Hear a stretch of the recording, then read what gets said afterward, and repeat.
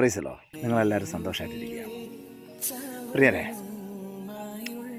ഒരു സ്ഥലത്ത് കുറച്ച് സന്യാസിമാർ യാത്ര ചെയ്യുകയായിരുന്നു.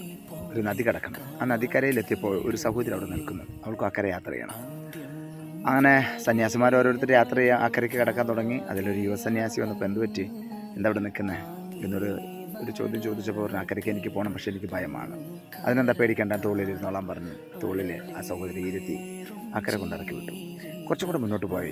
കുറച്ച് ദൂരം ചെന്നപ്പം കൂട്ടത്തിൽ അല്പം പ്രായമുള്ളൊരു സന്യാസി ചോദിച്ചു, അല്ല യുവസന്യാസി, എന്ത് ധൈര്യത്തിലാണ് അങ്ങ് ആ സഹോദരിയെ താങ്കളുടെ തോളിൽ ചുമന്നത്? അത് ശരിയാണോ? അപ്പോൾ യുവസന്യാസി പറഞ്ഞു, ഗുരു, ഞാൻ ആ സഹോദരിയെ ആ ഇക്കരയാണ് ഞാൻ ഇറക്കി വിട്ടിട്ടുള്ളൂ.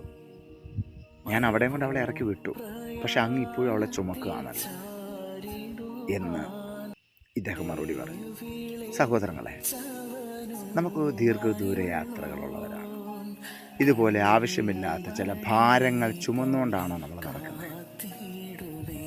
നിങ്ങൾക്കറിയാമോ, ദൂരയാത്ര ചെയ്യാനുള്ള ഒരു ഭാരം ചുമന്നാൽ പകുതി ആകുമ്പോൾ മടുത്തു പോകും. ദീർഘദൂര യാത്ര ചെയ്യേണ്ടവർ ഭാരമില്ലാതെ സമാധാനമായി മുന്നോട്ട് യാത്ര ചെയ്യേണ്ടതാകുന്നു.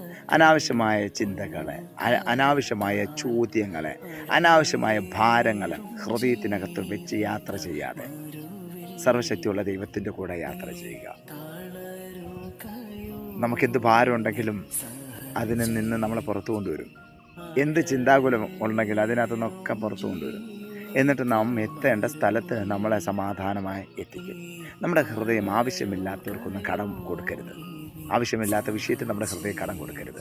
കാരണം നമുക്കൊരു ലക്ഷ്യസ്ഥാനത്തെത്തണം. അതുകൊണ്ട് മടുത്തു പോകാതെ യാത്ര തുടരുക. അനാവശ്യമായ ചിന്തകളും ചോദ്യങ്ങളൊക്കെ വലിച്ചെറിഞ്ഞിട്ട് സമാധാനമായി സുരക്ഷിതമായി എത്തേണ്ട സ്ഥലത്ത് ചെന്ന് ചേരുക. ദൈവം എല്ലാവരെയും സഹായിക്കും.